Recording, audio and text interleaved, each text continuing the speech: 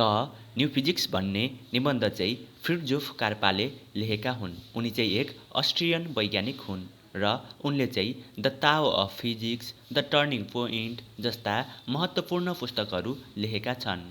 उनले यी किताबहरूद्वारा क्वान्टम फिजिक्समा पूर्वी रहस्यवाद लागू गरेका छन्, साथै आधुनिक वैज्ञानिक सिद्धान्त र ताओवाद दर्शनबीचको सम्बन्ध पनि फेला पारेका छन्।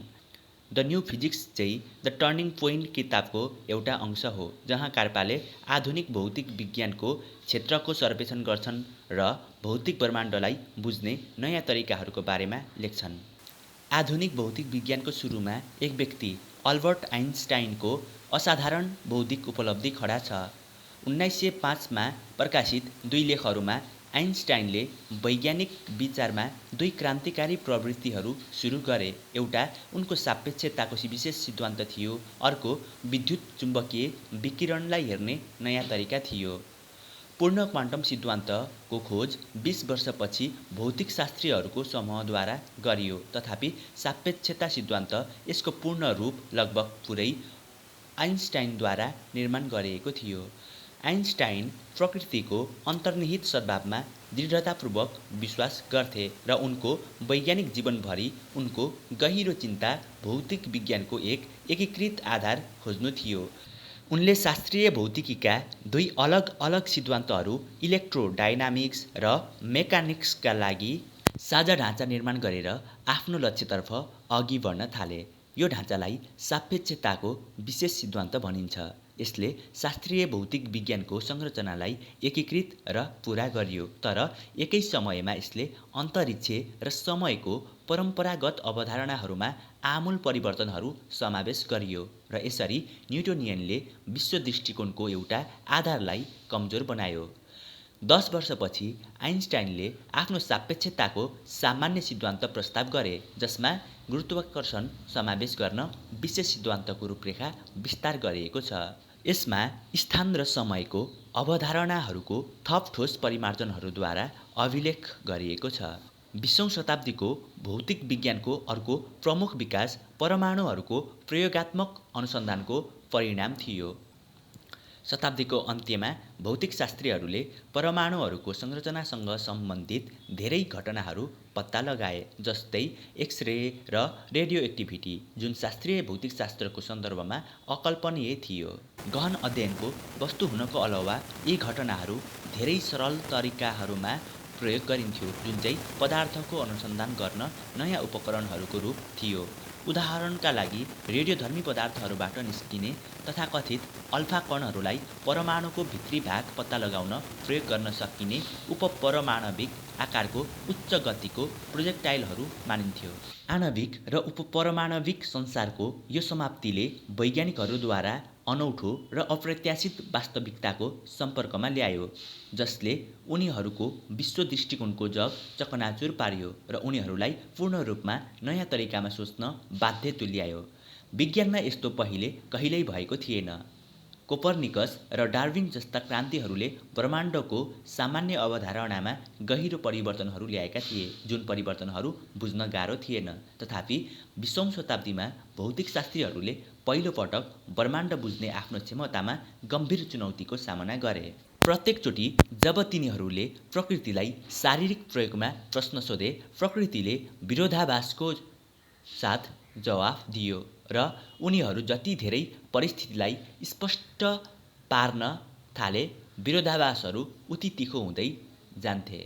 यो नयाँ वास्तविकता बुझ्नको लागि तिनीहरूको सङ्घर्षमा वैज्ञानिकहरूले तिनीहरूको आधारभूत अवधारणाहरू, तिनीहरूको भाषा र तिनीहरूको सोच्ने तरिका आणविक घटनाहरू वर्णन गर्न अपर्याप्त थिए भनेर सचेत भए।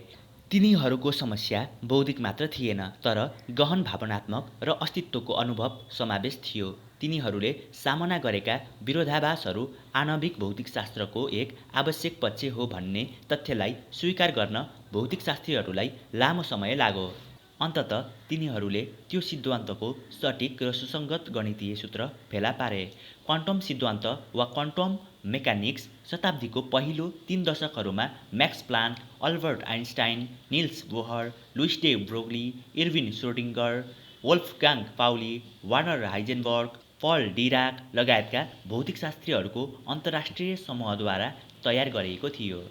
यी व्यक्तिहरू आधुनिक विज्ञानको सबैभन्दा रोमाञ्चक अवधिको आकार दिन एक आपसमा सामेल भए, जसले वैज्ञानिकहरूबीच शानदार बौद्धिक आदानप्रदान मात्रै होइन, नाटकीय मानव द्वन्द्व साथै गहिरो व्यक्तिगत मित्रता देख्यो।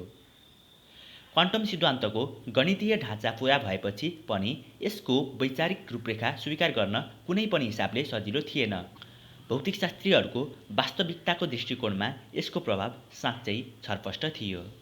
नयाँ भौतिक विज्ञानले अन्तरिक्ष, समय, पदार्थ, वस्तु, कारण र प्रभावको अवधारणाहरूमा गहिरो परिवर्तन आवश्यक बनायो, किनभने यी अवधारणाहरू संसारको अनुभव गर्ने हाम्रो तरिकाको लागि धेरै आधारभूत छन्।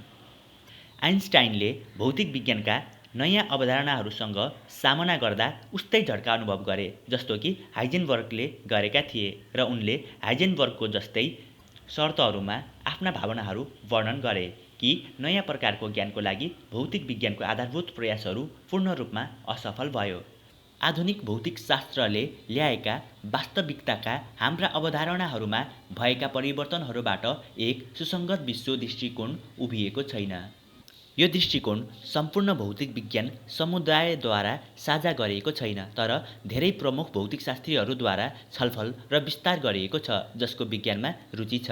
उनीहरूको अनुसन्धानको प्राविधिक पक्षहरू भन्दा बाहिर जान्छ। यी वैज्ञानिकहरू आधुनिक भौतिक विज्ञानको दार्शनिक निहितार्थमा गहिरो चासो राख्छन् र वास्तविकताको प्रकृतिको बारेमा आफ्नो बुझाइलाई सुधार गर्न खुला दिमागले प्रयास गरिरहेका छन्। संसारको यान्त्रिक कार्टेसियन दृष्टिकोणको विपरीत आधुनिक भौतिकीबाट उत्पन्न हुने विश्व दृष्टिकोणलाई जैविक, समग्र र पारिस्थितिक जस्ता शब्दहरूद्वारा चित्रण गर्न सकिन्छ। यसलाई सामान्य प्रणाली सिद्धान्तको अर्थमा प्रणाली दृश्य पनि भन्न सकिन्छ।